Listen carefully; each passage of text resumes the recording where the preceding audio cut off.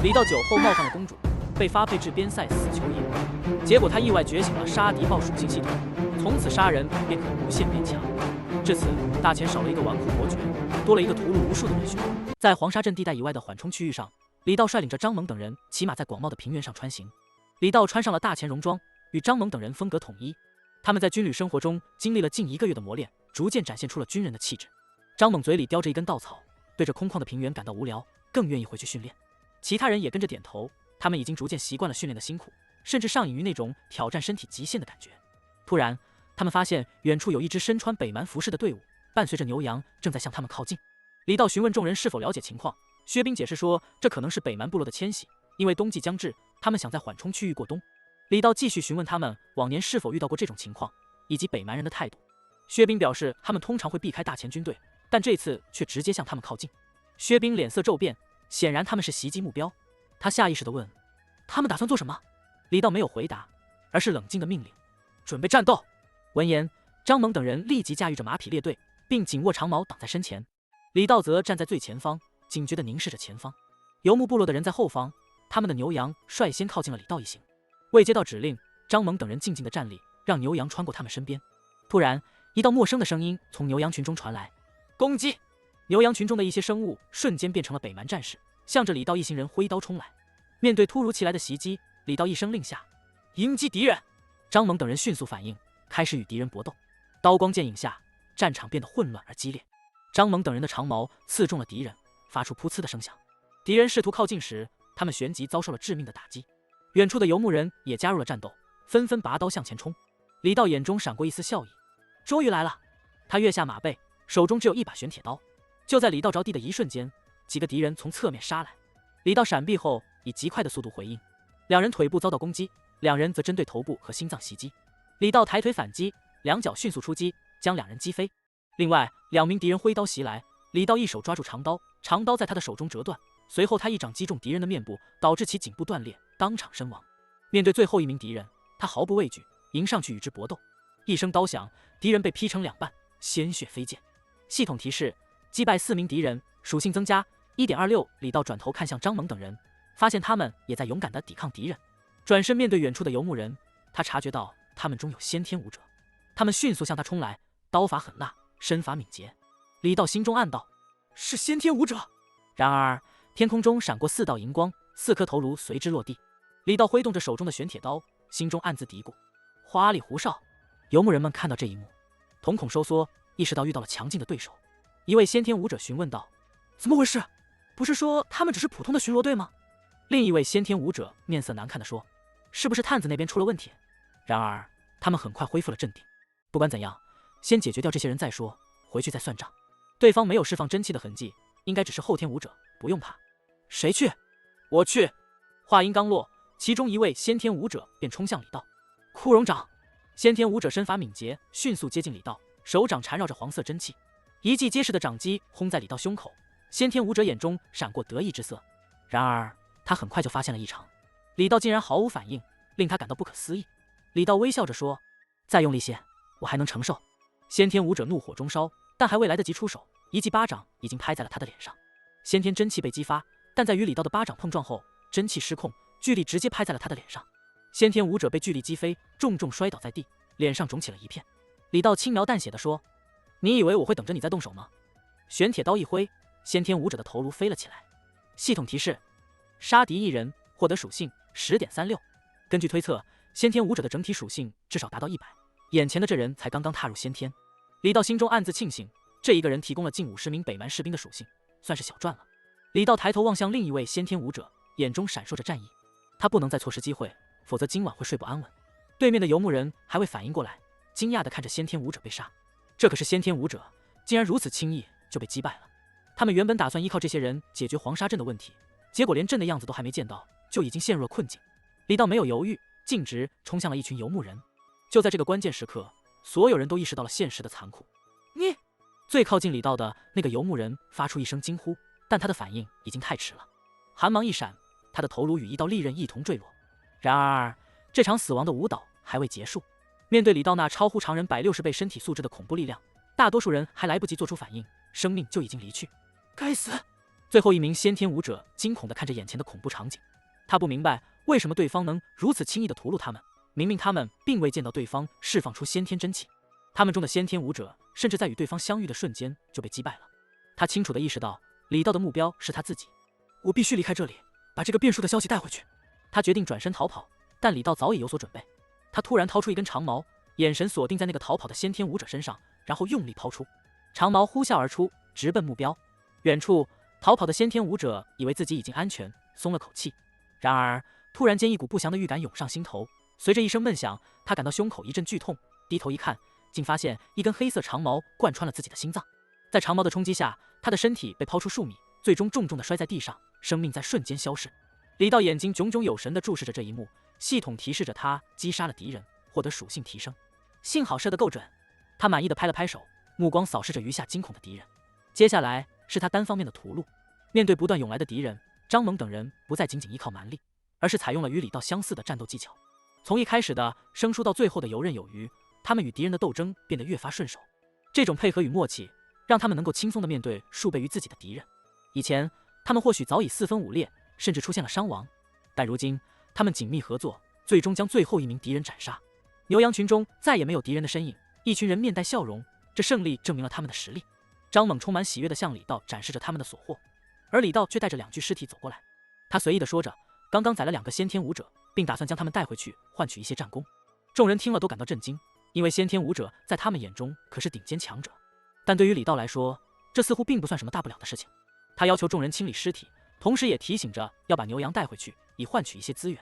薛冰不解地问道，为什么要带着牛羊？而李道解释道，这些都是用来换取他们训练所需药膏的。众人只得忍受着将尸体清理干净，然后带着牛羊往回走。路上他们谈论起这次遭遇的北蛮塔木部落的袭击，李道指出这些人来自塔木部落，并表示这不关他们的事，应该让赵统自己处理。然而李道心中却暗自思量着，他对塔木部落有所了解，因为他曾在死囚营中与他们打过交道，于是他心中萌生了一些想法。不久后，他们回到了黄沙镇，向赵统汇报了遭遇。赵统听闻后震惊不已，问到他们是怎么回来的，以及塔木部落的人呢？李道只是让赵统出去看看，而当赵统走出帐篷时，却发现除了张猛外，其他人都在外面。薛冰被叫了过来，从麻袋中拿出2具尸体，并向赵统展示。赵统将自己的真气渡入尸体后，确认了他们确实是先天武者的尸体。他吃惊地看着李道，问他是否真的杀了这2人。李道点了点头，引起了赵统更大的震惊。最后赵统忍不住询问李道是否真的不能修炼，李道只是简单的回答说，要不你试试。李道抬手示意，赵统迅速捏住李道的手腕，渡入先天真气。几个呼吸过后，赵统的表情凝重，他感受着李道身体内的力量，却毫无脉络可循，这让他震惊不已。这个人竟然以肉身之力击败了2名先天武者，他的实力之强令人难以置信。李道却表现得平静自若，早已看透了一切。对他来说，修行并非必须，只要不断变强就足够了。他想起了那2个先天武者，苦修数十年，却被他轻而易举地击败。这种实力的提升速度远超传统修行，他有修行的可能，却也可能选择不修行。赵统心中充满了困惑，李道的实力超乎想象，他们现在面对的问题更加紧迫。李道提醒赵统关注塔木部落的袭击，引起了赵统的警觉。他们不能简单地把这次袭击归咎于个别事件，而是要考虑到更大的可能性。在与李道的交谈中，赵统逐渐意识到了北蛮可能对大前发动战争的可能性。虽然他一度对此感到不解和惊讶，但在李道的分析下，他开始明白事情的严重性。李道指出，北蛮不可能做出如此不理智的行为，因为他们知道大前的强大。赵统心中忐忑不安，他对李道的意见给予了高度重视。毕竟李道以自己的实力证明了他的价值。赵统希望李道能帮助他分析情况。李道环顾四周，突然目光落在营帐内墙壁上挂着的边塞地图上，他示意大家跟进，带着赵统和张猛一同进入了营帐。地图清晰地标出了黄沙镇的位置，以及北蛮和大前的边塞地理情况。李道迅速分析了地图上的标识，并在脑海中飞速回忆有用的信息。几分钟后，李道终于回过神来，看着地图说，塔木部落这次的动作可不小。赵统追问，你有什么想法？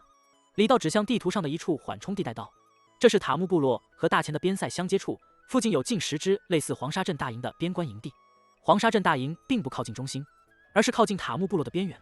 塔木部落甚至在这种边缘地区也派兵布防，他们很可能已经准备好了，瞄准了其他大营。赵统惊讶地问，准备好了？李道解释说，从我们第一次遇到北蛮骑兵开始，他们就开始策划了。那些骚扰是为了削弱你们的心理防线，为今天的行动做准备。赵统心惊，李道继续说，他们的目标应该是这里。赵统惊讶地看着指向的位置，不可能，扶风关是200年来未曾攻破的要塞。李道摇摇头，没有攻不破的关卡，尤其当人们认为已经是定局时，往往是最脆弱的时候。赵统默然，无法反驳这个道理。他问：“我们该怎么办？”李道扫视地图，首先要确定扶风关的兵力。云州常驻军15万，其中1万在扶风关附近，由镇北侯沈仲指挥，另有8万分配在云州各地，剩下的6万在扶风关外防守。突然，李道问：“赵统，你知道镇北侯沈仲在哪吗？”赵统指了一个位置。李道愕然：“他和他的驻军不应该在扶风关吗？怎么会在这里？”赵统解释说：“沈将军经常在各大营地中巡视，所以但不用担心，他不会调动驻军，只会带着亲卫队去。”李道听完赵统的话，目光立刻聚焦在地图上所指的位置，脑海中迅速推演着可能的情况。赵统则以大大咧咧的口吻说道：“你以为塔木部落的人会直接对沈将军出手吗？沈将军是宗师境，不用担心。”赵统解释道。他开始描述宗师境的威力。李道直截了当地问道：“那我们直接派宗师境打仗不就行了？还需要普通士兵吗？”赵统一一解释了宗师境和先天武者的区别，以及宗师境的局限性。李道指着地图上的敌军旗帜，提出了一种围困策略。他强调，实力不仅仅在于宗师境，而是打仗的能力。赵统开始明白了对方的意图，担心沈将军的安危。赵统意识到形势的严峻，追问下一步应该怎么做。李道建议速马赶往镇北侯处通报情况。赵统将临时指挥权交给了李道，递给他一枚令牌：“你现在是黄沙镇大营的代理千夫长。”黄沙镇的夕阳渐渐西沉，一抹余晖映照在李道的脸上，薄淡的光线勾勒出他沉思的神情。他的推断建立在片段信息的基础上，但未知的部分充满了变数，比如赵统前往镇北侯处的任务，以及他在沈仲面前的说服难度。他知道将领们不会轻易相信手下的分析，而会进行验证，这将耗费宝贵的时间，可能导致他们陷入敌军的包围中。张猛看着李道淡定的面容，不解地问道。李道只是微笑回答，心中却在盘算着战局的发展。对他来说，战争的气息比平静的生活更加令人兴奋。尽管他并不喜欢战争本身，但渴望在战场上收割北蛮人的性命，以提升自己的实力。薛冰突然询问道：“老大，我们需要做些什么准备吗？”李道淡淡的回答：“回去睡觉吧，为迎接即将到来的敌人做好准备。”薛冰和张猛都有些疑惑，但李道却一言不发地闭上了眼睛。夜深了，所有人都在休息，只有李道在心中默念着。念板。第二天清晨，号角声突然响起，宣告着敌军的来袭。黄沙镇大营的士兵们匆忙地集结在集合场地，却惊讶地发现已有一队人站在那里。张猛等人站得整整齐齐，这景象让其他士兵不由得意识到自己过去的不规矩。虽然他们曾是一群戎装不整、自由散漫的人，但此刻他们对自己的改变感到一丝骄傲。士兵们纷纷议论着赵老大的缺席，猜测他可能因为昨晚的奖励而迟到，准备好好开玩笑一番。李道走到最前面，拿出赵统交给他的令牌，顿时引起了众人的注目。尽管有人质疑李道的资格，但他毫不动摇地举起令牌，表示自己是临时统领。一些百夫长试图质疑，但李道的镇定和威严让他们不敢轻举妄动。就在士兵们面面相觑之际，天空中响起了一声尖锐的长鸣。所有人抬头望去，只见一只黑色鸟盘旋在空中，这正是李道的信使白浅。李道立即明白了信号的含义，命令士兵们跟着他去北边墙头。在士兵们跟随李道离开后，留下的一群百夫长开始纷纷争执。但当第二次长鸣响起时，他们也被吸引到城墙上，发现远处有大军即将来袭。面对敌军的压力，士兵们开始紧张起来。李道已经在城墙上等待着，他们知道自己即将面对着数量庞大的北蛮大军。张猛倒吸一口凉气，惊叹于敌军的规模，而薛冰则提供了详细的敌军配置，这令所有人感到巨大的压力，因为他们面对的不仅是数量上的劣势，还有敌军。张猛吸了口气，估计敌军至少有5000人。薛冰补充道，其中有近3000步兵、1500轻骑兵和500重骑兵。这个数量对于黄沙镇大营来说是巨大的压力，特别是那500重骑兵，简直是战场上的绞肉机。几名百夫长看到敌军的规模后，不再嚣张，脸色发白。黄沙镇上紧张的空气凝结在城墙上，张猛紧咬牙关，眼神中闪过一抹决然。他对李道说：“老大，我们必须出去拼了，就算拼到最后一刻，也要给他们点颜色瞧瞧。”李道摇了摇头，冷静地说：“还是先观察一下，情况未必如你所料。”他心知对方是南来的塔木部落，对付他们需要一番筹谋。与此同时，塔木部落的将领森泽与手下几名副手一起行进。森泽询问手下：“昨天黄沙镇大营是不是夺去了我们2名先天武者的性命？”一名叫森海的副手回答：“是的，将军，他们的抵抗相当顽强，我们在此处受到了不小的阻碍。”森泽微笑道：“这次攻打黄沙镇，我会亲自出马，让这座城池屈服于我们的脚下。”他又提醒手下：“但是我们也要小心，昨天的失败很可能引起了大前的注意，所以我们必须保证计划的顺利实施。”他命令2名副手绕过黄沙镇大营，阻断大前军队的后援。听命于森泽的副手纷纷担忧道：“那将军你这边呢？”森泽安排他们去执行任务，并表示自己会亲自攻打黄沙镇。黄沙镇城墙上，众人目睹着塔木部落的骑兵冲过来，心头紧张不已。张猛和薛冰等人焦急地询问李道该如何应对。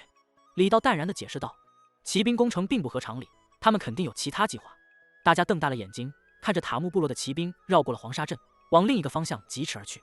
李道分析了形势，决定暂时守城。其他百夫长默许了这一决定，随即李道下令士兵准备守城所需的物资。在黄沙镇外，塔木部落的士兵停在安全距离，准备攻城。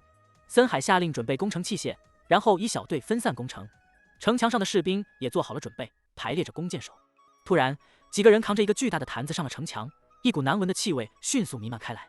李道屏住呼吸，其他人也纷纷捂鼻。一位百夫长尴尬地解释说，他听说用粪水可以御敌，所以让人挖了茅坑。李道淡定地表示，守城所需的一切都是好东西。李道屹立在城头上，眼神冷冽地注视着迎面杀来的塔木部落士兵。当敌人靠近城墙时，他毫不犹豫地下令：“放箭！”城墙上的弓箭手们立刻纷纷射出箭矢，向着敌人射去。在塔木部落的队伍中，一些修行者站了出来，试图拦截箭矢。他们轻松地挡下了大部分箭矢，只有少数不幸被击中。森海，塔木部落的统领，见状笑了笑，看来这1000人足以攻下黄沙镇大营了。李道并未被这一幕所动容，在这个拥有修行者的世界里，许多曾经无往不利的武器和技巧都显得不再那么强大。他从一旁拿起一把黑色长弓，这是赵统的宝贝之一，传说由千年铁木打造而成，弓弦更是由凶猛异兽的主筋制作。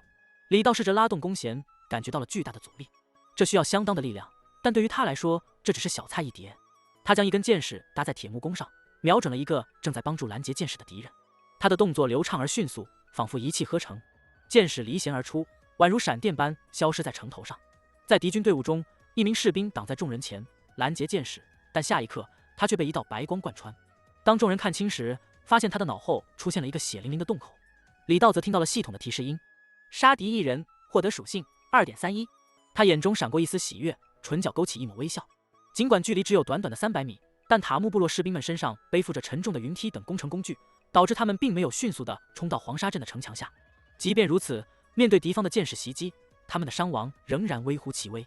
这要归功于前方有许多修为高深的士兵挡在最前线，挡住了大部分箭矢的攻击。然而，士兵们的喜悦未能持续多久，一道道流光突然从不远处的城头射来，将许多人直接射杀。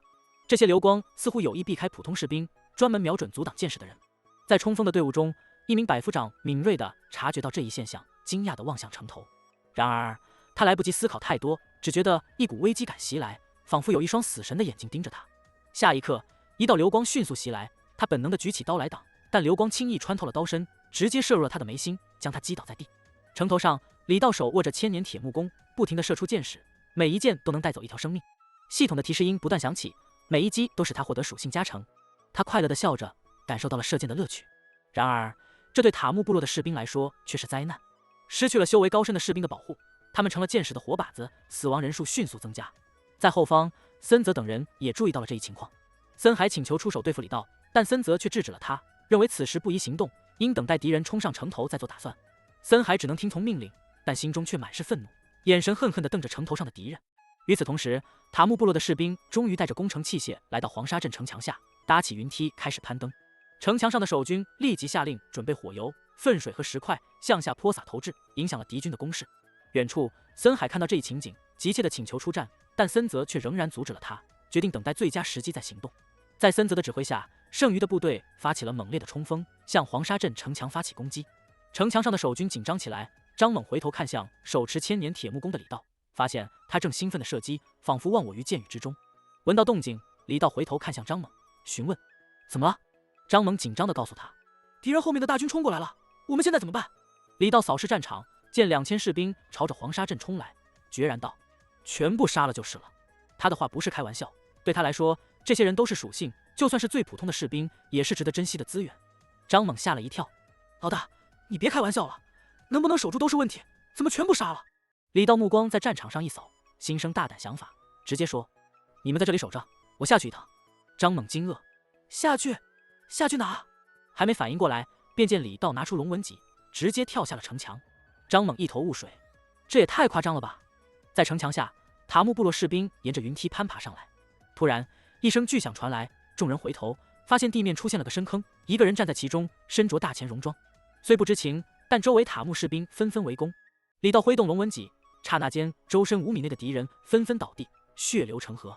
片刻后，李道收获10人性命，得到属性奖励，不再理会周围，他目标是远处的敌军。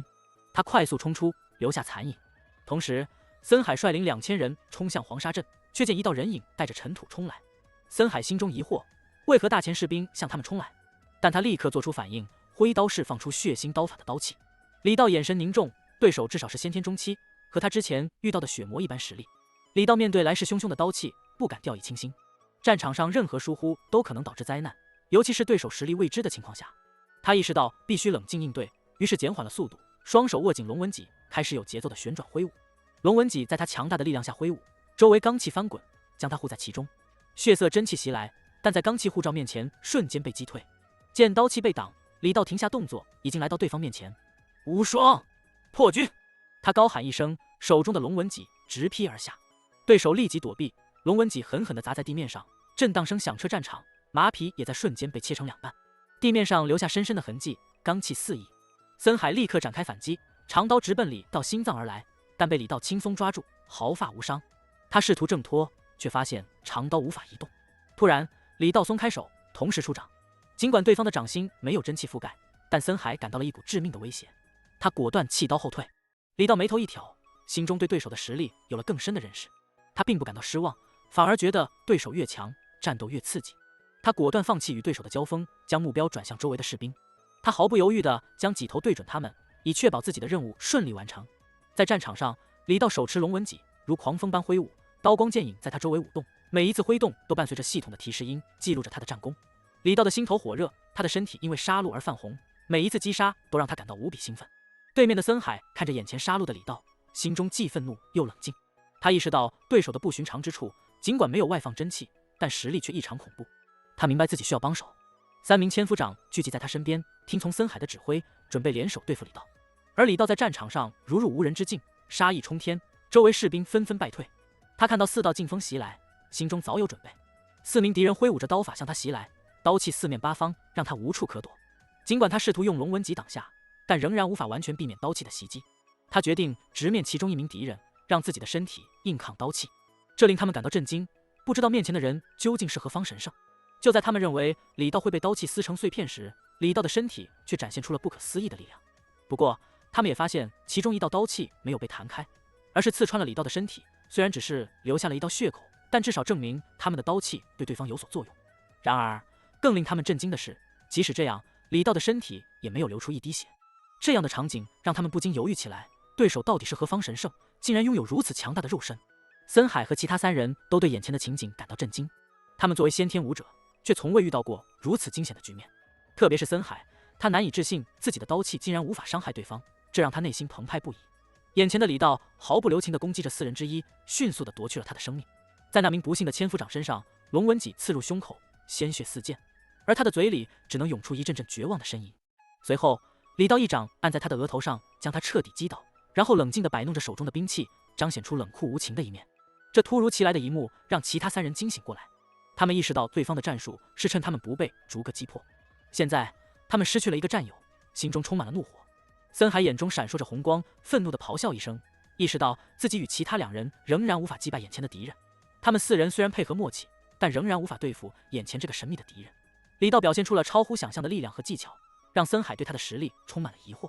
李道没有给其他3人喘息的机会，他毫不犹豫地转向下一个目标。看到李道迅速靠近，另一名千夫长开始感到恐慌，他知道自己必须采取行动。他释放出刀气，试图引诱李道靠近森海，但很遗憾，李道并不上当。他用脚下的力量迅速冲向千夫长，用戟头贯穿了他的喉咙，然后将他甩到一旁。连续2名千夫长的死亡使得森海更加焦躁，但他也意识到无法与李道正面抗衡。最后1名千夫长看到这一幕后，心中充满了恐惧。他知道接下来轮到他了，但此时森海已经转身离开，表示要去寻找森泽将军对付李道。在森海离去的一刻，他心知自己已被放弃，因为他面对的敌人是个怪物。李道明白这一点，却没有选择去阻拦。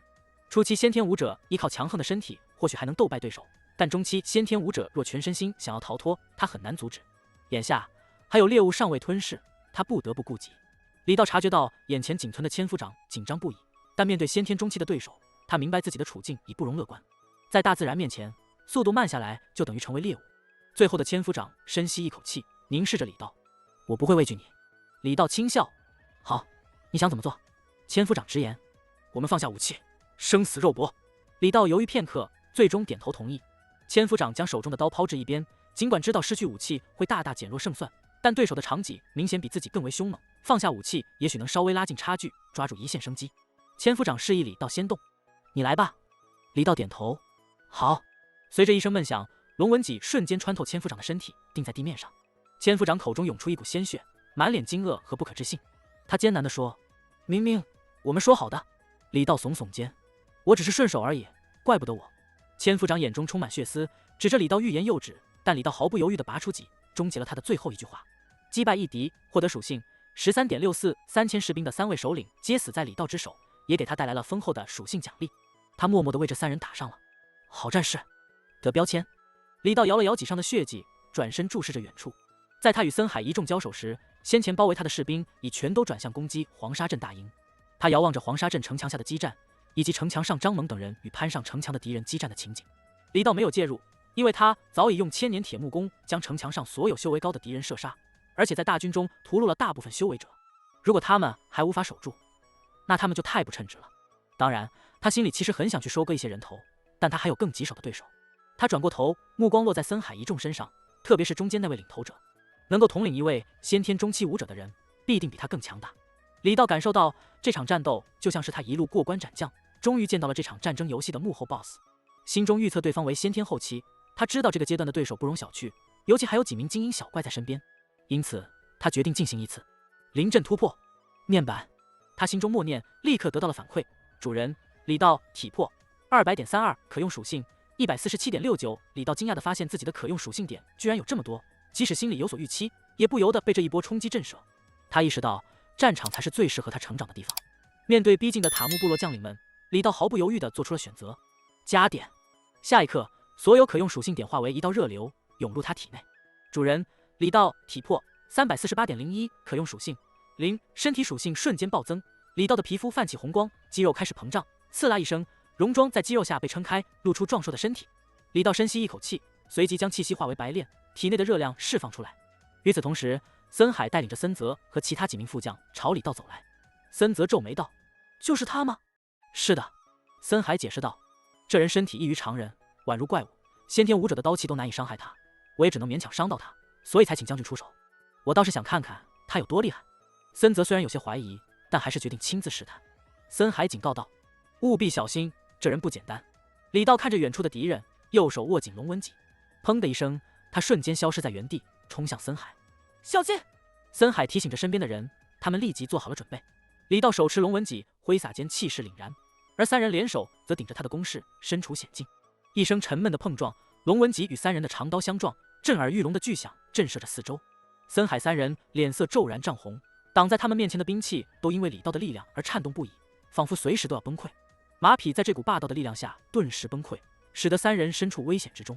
他们面面相觑，不得不分开躲闪。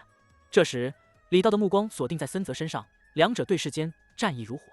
龙纹戟横扫而出，森泽毫不畏惧，抡起手中巨斧，硬生生抗下李道的攻势。斧与戟的碰撞激荡出一股可怕的力量，让森泽感觉双臂酸痛，但他咬紧牙关，毫不示弱。李道眉头微挑，感受到森泽的实力，心中兴奋。他退后一步，躲过森泽的猛击，但内心警觉，意识到眼前对手的危险性。森泽并未放弃，再度挥斧袭来。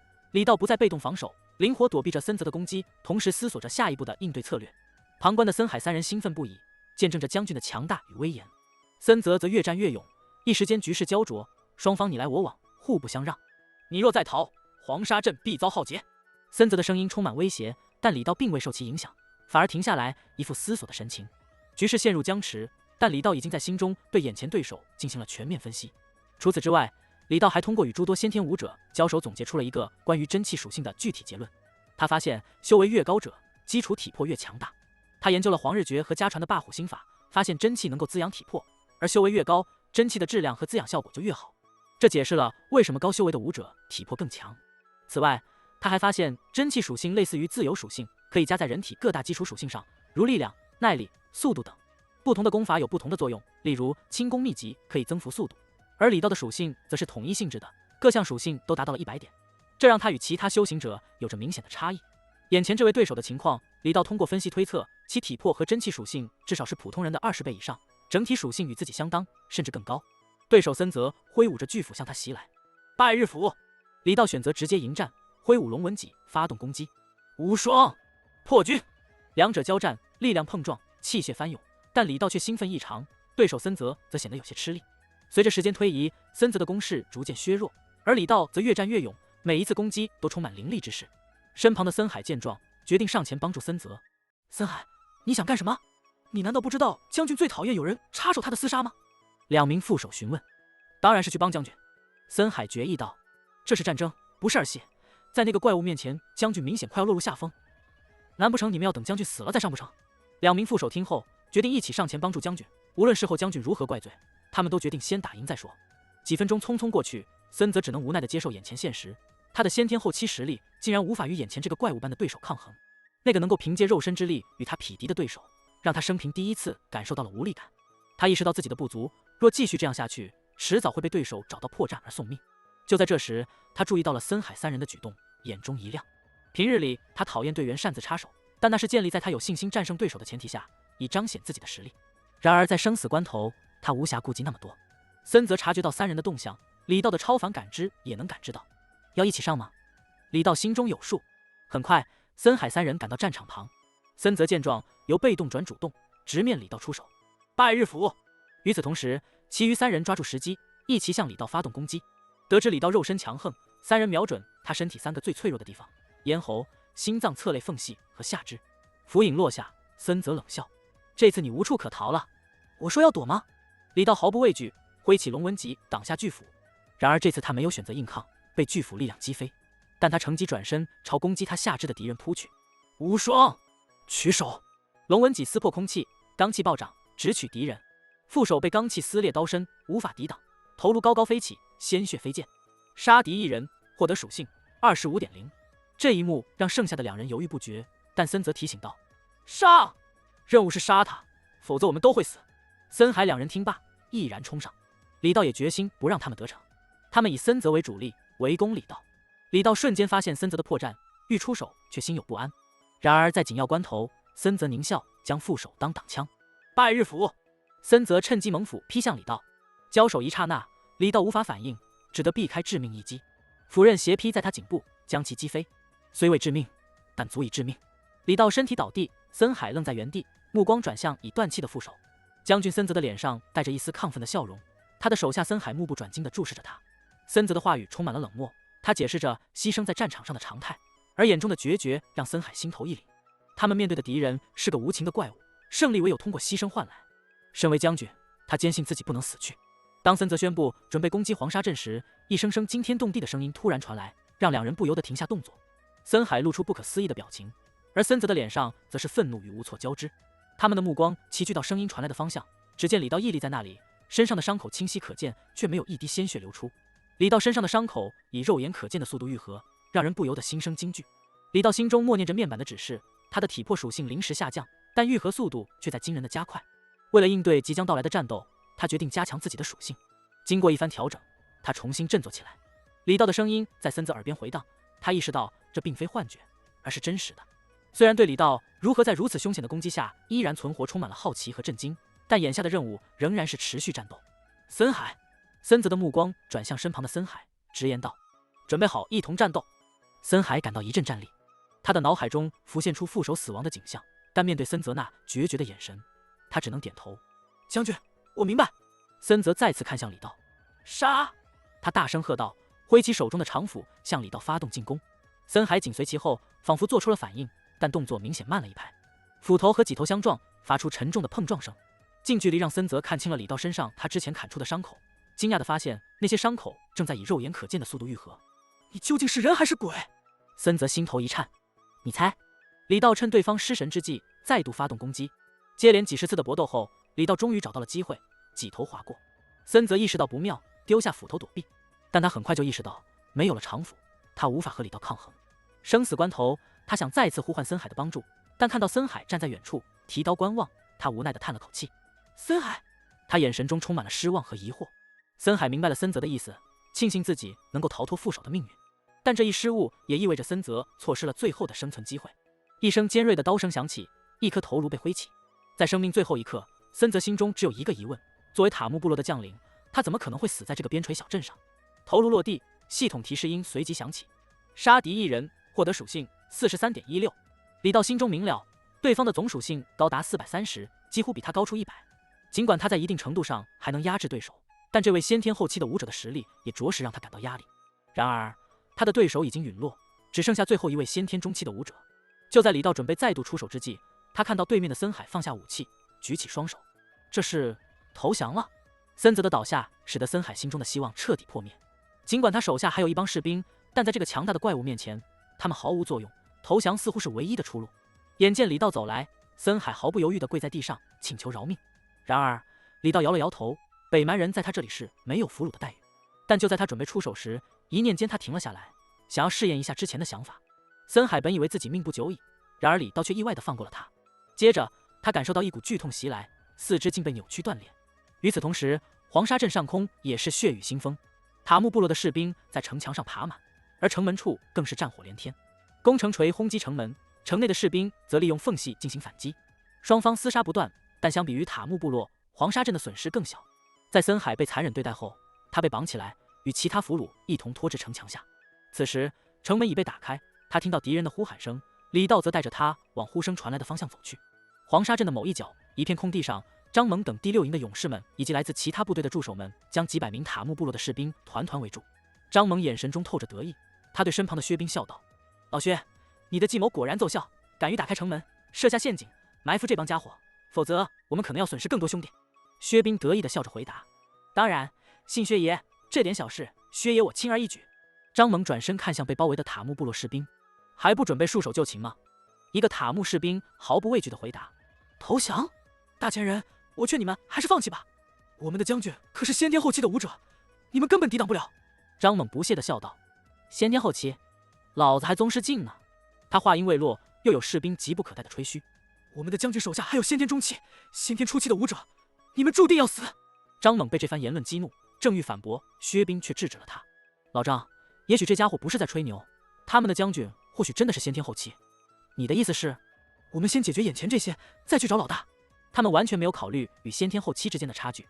就在张猛准备下令动手时，突然传来一道声音：你们不用等你们的将军了。第6营帐的人面色一喜，他们永远不会忘记这个声音。老大，你没事吧？众人齐齐看向声音传来的方向，是李道。他看着残余的敌人，直接将除了森海之外的其余头颅一甩：你们的将军在这，想要的话送给你们。森泽等人的头颅掉落在人群中间，塔木部落的士兵们震惊失声：这怎么可能？难道将军他们真的不只是将军，还有他的2位贴身副将？我们1营的大统领也在，2营的大统领也是。这一下所有人都露出难以置信的表情。一名士兵坐在地上结结巴巴地说：将军他们都是先天武者，怎么可能？他们不相信自己的将军会轻易陨落在黄沙镇。然而事实残酷地摆在他们面前，李道再次点燃了他们的希望：如果你们还不信，这里还有你们的将军，让他们告诉你一切。他将脸色苍白的森海推到人群面前，看到森海，士兵们的坚守最后崩溃了。森海无力地说：投降吧。在区区几百人面前，他们已无法抵抗。第一个士兵放下兵器，紧接着是第2个，最终除了尸体外，没有一个人逃脱。张猛呆呆地念叨：我们赢了。除了他，所有人都难以置信。1000对3000，即便是防守方，他们也难以相信胜利来得如此轻松。因为黄沙镇只是个小镇，攻打并不难。李道的眼神透着沉稳，周围的气氛也跟着他的举止变得肃穆。众人目光投向他，因为他们心知肚明，这场胜利的果实主要归功于李道的智谋与勇气。没有李道剿灭大量的对方高手，他们根本不可能轻松取得这场胜利。在这个世界，各国军队的一支常规部队都会有一名先天武者作为大统领，有些更强大的军队甚至配备多位先天武者。而眼前这支5000人的中型军队，内部可能潜藏着先天中期甚至先天后期的武者。然而，为何这些强者没有出现在战场上？唯一的解释就是他们被李道这个黄沙镇大营的临时大统领解决了。随后，李道下达了一系列命令：第1、第2营负责清理战场，第3、第4营拘留俘虏，反抗者格杀勿论，第5、第6营负责处理遗体，其余尸体集中焚烧。在他的指挥下，所有人立即行动起来，井然有序地执行任务。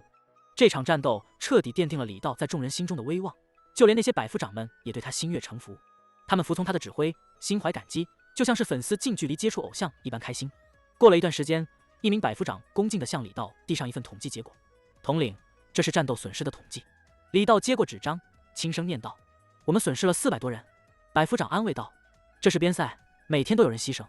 我们虽然损失了人，却杀敌数倍，牺牲的战友也会觉得值得。”李道放下纸张，决定将战功奖励给那些阵亡者的家属，甚至从自己的战功中分出一部分。这举动拉拢了更多人心，对他来说，战功只是次要，忠诚才是关键。随着时间的流逝，黄沙镇内部的清理工作有条不紊地进行着。当夜幕降临时，人们在训练场上举杯庆祝胜利，释放心中的压力。李道陪伴着他们一阵嬉笑，然后独自离开。不久后，他来到一处空地，打开一扇木门，阴冷的气息扑面而来。这里是一处关押俘虏的地方。在这个偏僻之地，他有了实验的机会，好好检验他的计划。李道手持火把，踏入地牢的阴暗深处，仿佛每一步都在追寻着过去的记忆。他眼中闪过一丝复杂的情感。最终，他抵达一排排铁栅栏前。牢房里，士兵们被拥挤在一起，唯有森海独享豪华单间。李道环顾四周，布置狱卒的休息区。他拿起木桶，里面盛着清水，将其分成几个碗。玄铁刀出鞘，他咬牙划破指尖，但皮肤坚韧无比，刀锋难以留下痕迹。他将宝血滴入清水，液体溶解，一股神秘的气息弥漫开来。李道重返监牢，挑选出5名俘虏，一人不从，他轻松解决了这个问题。余下的4人面面相觑，不得不顺从。李道带着他们返回休息区，命令他们喝下碗中的水。尽管心存犹豫，他们还是服从了。宝血的力量开始生效，一人先是痛苦地倒地挣扎，其余3人紧随其后，唯有最后一人反应较弱，但仍感受到了强烈的不适。李道目不转睛地观察5人，他们的反应各异，但最终都吐出了宝血混合的水。然而最后一人似乎表现出了些许不同，他的伤口快速愈合，气息也发生了变化。李道留意到这一点，仔细询问他们的身体状况。在这一过程中，最后一个人的身体发生了显著变化，伤势迅速愈合，体内充满了力量。他描述了身体的感觉，从微痛到发热，最终变得充实有力，仿佛吃饱喝足一般。李道心中了然，明白宝血被对方吸收了。然而为何仅有他能够吸收，而其他4人却不能？是体质的问题，还是别的原因呢？李道开始思索第5人和其他4人之间的差异，以及产生这一现象的原因。经过几分钟的思考，李道突然回想起了进入牢笼时的情景。当时他选取俘虏时，5名俘虏对他的眼神都充满了怨恨，直到他杀掉1人后，重新选择了第5人。而这位第5人的眼神并没有怨恨，只有惧怕和怯懦。